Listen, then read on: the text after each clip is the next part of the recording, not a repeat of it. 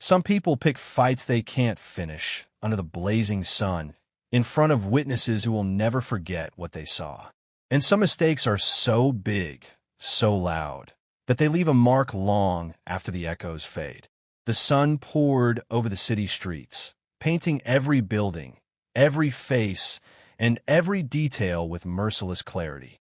On a crowded midday bus, passengers shifted uneasily, clutching straps and poles, oblivious to the storm about to erupt among them. Near the back, a man sat quietly, folding a newspaper, his simple clothes and calm demeanor making him nearly invisible. To the people around him, he seemed ordinary, just another commuter trying to get through the day. That illusion shattered the instant the bus doors slammed open. A gang, swaggering with arrogance and ignorance, pushed through the entrance, boots thudding against the floor, leather jackets gleaming in the sunlight. Tattoos traced the arms and necks of the men like battle scars, and their eyes darted from face to face, hunting for weakness. The leader's gaze landed on the quiet man in the back, a jagged sneer twisting his face. "Move," he barked, voice sharp and contemptuous. "This seat's ours." The man didn't flinch. He didn't even look up. That stillness, so calm and unyielding, made the gang uneasy without them realizing why. One of them shoved him hard, expecting a reaction. The bus jolted over a crack in the road, spilling a passenger's coffee, and still he remained seated, calm, almost serene. That single, quiet moment sealed their fate. Fists swung, chairs toppled. The bus shook with violence as the gang's arrogance collided with something far beyond their comprehension. Every punch they threw was met with precise, controlled force that sent them reeling, their confidence dissolving into panic. Passengers ducked, screamed, and clutched at poles, unable to comprehend what they were witnessing. Whispers rose like a tide. Is that the Rock? The sunlight revealed everything. The stunned faces, the bruises, the chaos. The man moved with a predator's grace, neutralizing attacks without raising his voice, without a single wasted motion. The gang faltered, staggered, humiliated, until finally they were sprawled across seats and floors, their arrogance shattered by someone they had thought powerless. By now, whispers had begun among the passengers. Eyes darted from the fallen gang members to the calm figure at the back, whose presence seemed to bend the chaos around him. Is that the Rock?" One young woman whispered, gripping the overhead rail as if sheer force of touch could anchor her sanity.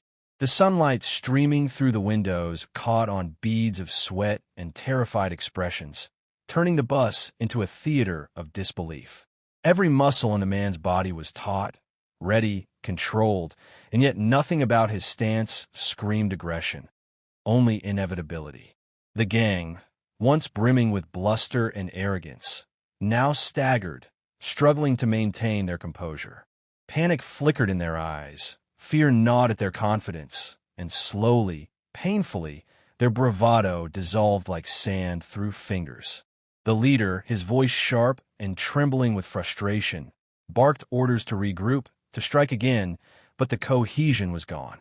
One by one, his men faltered, tripping over seats, staggering into one another, every movement perfectly anticipated, every strike met with swift, calculated resistance. The bus lurched over a pothole, passengers pitching forward, and yet the man remained perfectly balanced, an unmovable force in the center of the storm. A thug lunged, full of desperation and misplaced courage, and was caught mid-swing, pivoted with such strength that he slammed into the aisle, knocking over a coffee cup and a bag of groceries in the process.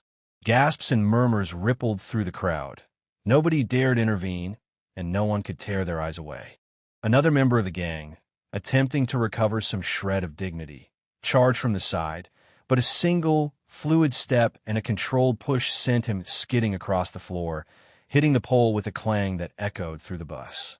Each failed attempt, each thudding impact, drove home the reality of what they were facing.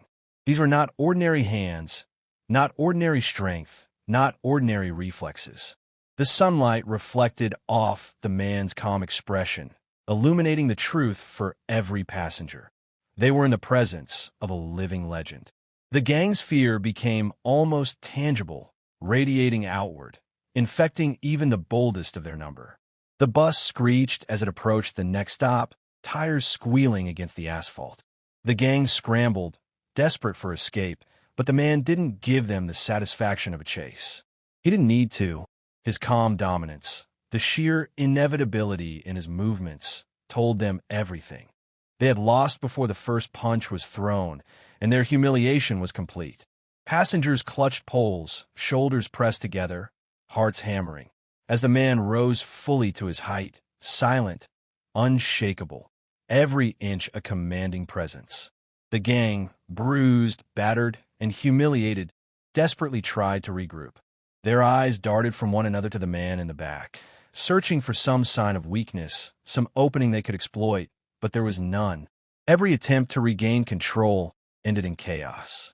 One thug, overconfident and desperate to assert himself, swung wildly from the aisle, only to be intercepted mid-air with a single, fluid motion that spun him off balance and slammed him into a row of seats. Another lunge from the side, feet skidding on the bus floor, and was met with a shove that sent him crashing into the metal pole, rebounding into the aisle with a groan of pain. The precision of the man's movements, so controlled and deliberate, made each failed attack seem almost choreographed, each impact punctuated by the gasps and murmurs of the passengers. Every swing, every shove, every desperate grab from the gang was neutralized before it could land. The bus rocked violently as the vehicle hit bumps and potholes, amplifying the chaos, yet the man remained steady, an unmovable force in the center of the storm. Passengers instinctively pressed against the walls or clutched poles, hearts racing, some ducking instinctively as if a single glance could shield them from the violence.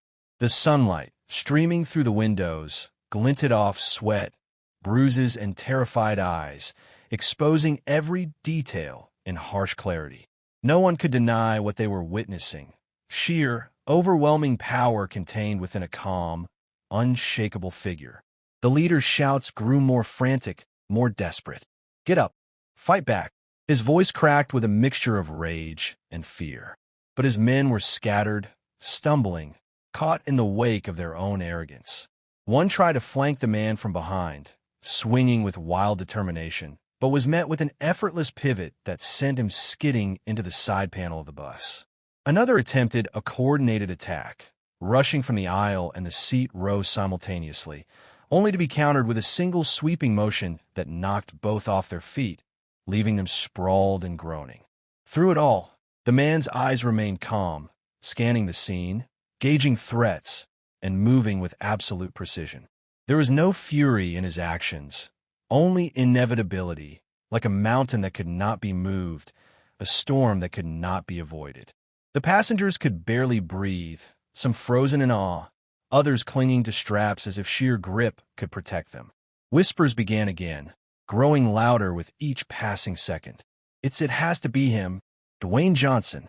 Some faces were pale, mouths slightly open, eyes wide in disbelief, as the reality of the situation sank in.